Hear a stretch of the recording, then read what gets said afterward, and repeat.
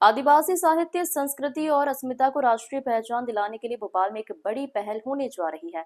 राजधानी में प्रथम अखिल भारतीय आदिवासी साहित्यिक महोत्सव 2026 का आयोजन किया जाएगा। जनसेवी संस्थान और GIVEN के संयुक्त तत्वाधान में होने वाले इस महोत्सव को लेकर आज भोपाल के अजाक्स भवन में पत्रकार वार्ता हुई।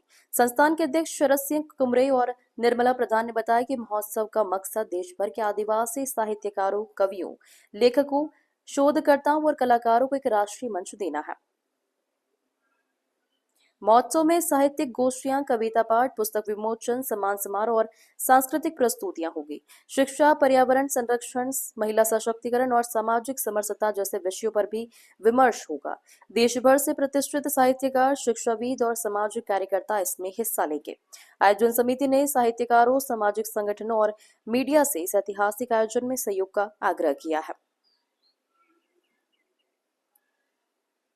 ग्लोबल इंडिया टीवी के लिए भोपाल से विशेष संवाददाता राजू प्रजापति की स्पेशल अलग अलग रिपोर्ट। राज्यों से हमारे 100 से ज़्यादा साहित्यकार आ रहे हैं और जैसे कि सर ने बताया कि हमारे पर्यावरण से संबंधित जो बातें हैं उसको अपने कविता के माध्यम से, अपने रचना के माध्यम से विभिन्न कवि और कवित्री और साहित्यकार प्रदर्शित करेंगे। तो ये समाज के लिए बहुत ही अनुकरणीय रहेगा, क्योंकि हो सकता है हिंदी के अलावा वो लोग अलग अलग अपनी बोली और भाषा में व्यक्त करेंगे, तो ये हमारे लिए अच्छा रहेगा।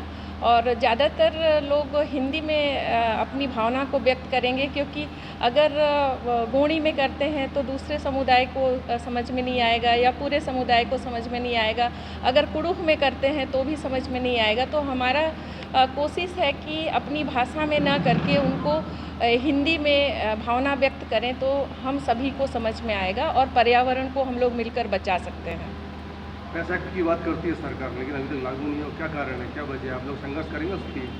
सर, ये हमारे साहित्य सम्मेलन में इसकी बात नहीं करें तो अच्छा है, इसके लिए अलग प्लेटफॉर्म है। राजधानी भोपाल जी, बहुत बहुत धन्यवाद आप लोगों के यहाँ पधारने के लिए। मैं शरद सिंह कुमरे हूँ, पराक्रम जनसेवी संस्थान और GIVEN संस्था के माध्यम से कल दिनांक 28 जून को मैनिट के सिविल ऑडिटोरियम में 9 बजे से प्रथम अखिल भारतीय आदिवासी साहित्यिक महोत्सव का आयोजन होगा, जिसमें भारत के विभिन्न राज्यों से करीब 100-125 कवि, लेखक, साहित्यकार और कला से जुड़े लोग आएंगे। और इसका उद्देश्य यही है कि हम देश में जो है आदिवासी जो साहित्य को आगे बढ़ाएं, जो हमारे पर्यावरण के लिए और हमारे पृथ्वी में जीवन के लिए लाभकारी है।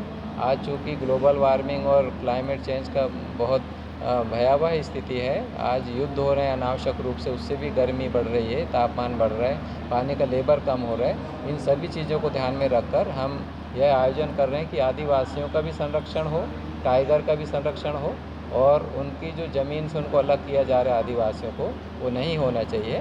तो हम चाहते हैं कि दुनिया को बचाने के लिए, ज़िंदगी बचाने के लिए सभी लोगों को, जो सभ्य तथाकथित सभ्य समाज के लोग हैं, उनको ट्राइबल जो समाज की जो जीवन शैली उसको अपनाना आवश्यक है। यही मेरा संदेश है। धन्यवाद। किन लोगों से खतरा है जंगल जमीन को? कौन है वो लोग? पूंजीपतियों से। कौन है वो लोग, नाम बताइए ना। पूंजीपति हैं ना, दिख रहे हैं ना, अंबानी, अडानी, तमाम तरह के लोग हैं, सभी पूंजीपति, छोटे बड़े सभी लोग हैं। पर जो बड़े पूंजीपति उनसे ज़्यादा खतरा है, क्योंकि आदिवासियों को अलग करवाने के लिए उनकी भूमिका बहुत महत्वपूर्ण होती है। तो इसलिए हमें जो है सबको दिख रहा है, आपको ही नहीं, क्योंकि पूंजीपति सबसे बड़ा दुश्मन है आदिवासियों का।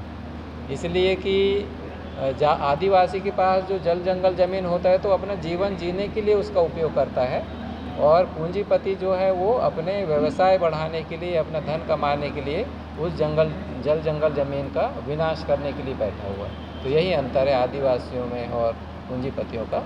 तो बहुत बहुत धन्यवाद आप लोगों का। जय हिंद, जय जोहार, जय भारत।